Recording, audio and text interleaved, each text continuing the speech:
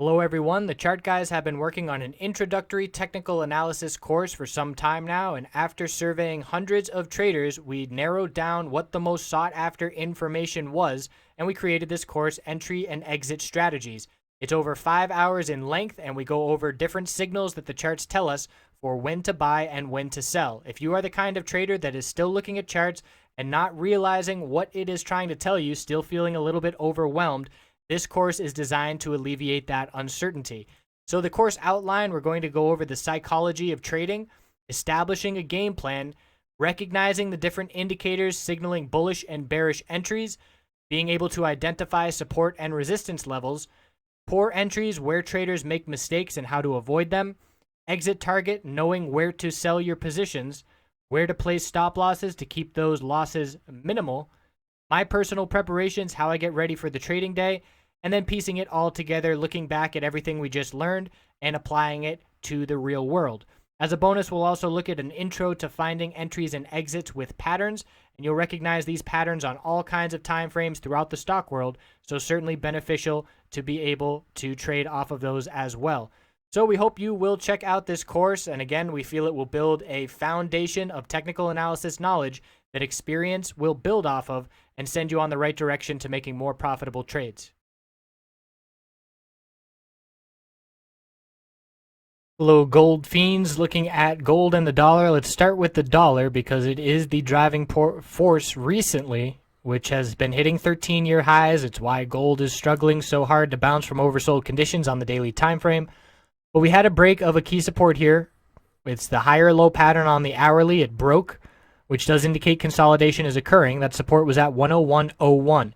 So we broke that level. We're seeing bear flags here, and these bear flags where we get a dump, little short-term bounce attempt, continuation, a bounce attempt, continuation. There's another little bounce attempt, and it looks like we're about to get continuation. So support is 184, the low that we've seen so far. And you can see because of how we broke out here, there's not a ton of support. I would be looking at previous resistance now to act as support. 100 is 160 back here. So that's the next level I'm looking at after 184. But what we see on the daily time frame, and I need to clean this up a little bit because we have that descending wedge that made a bull break. But what I'm looking at is reaching an equilibrium. And this happens time and time again after a breakout or a breakdown where you have your high, your low of consolidation, a lower high will look to form a higher low, lower high, tighten that range before we get a clear break on the daily time frame. So I'm looking at resistance of the high that we saw, 102.05, the lower high on this little bounce attempt, that was 101.83. And now the recent high, 101.84, or make that 184, another lower high. So a couple lower highs to be keeping an eye on.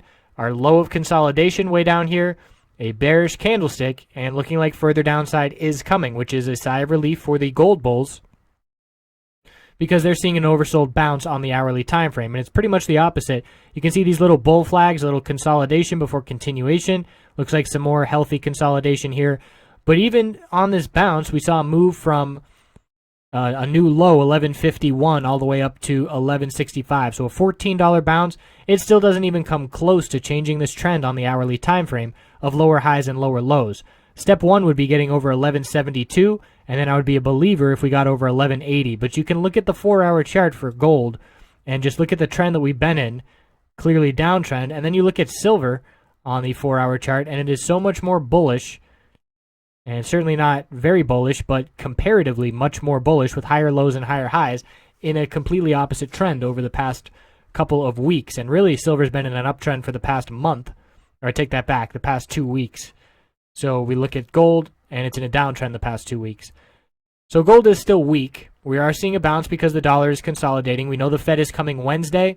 I think the absolute best case scenario for the gold and bull miners would be a surprise scenario where the Fed doesn't raise rates because everybody's expecting them to raise rates, and that should see strength in the market and strength in gold at the same time.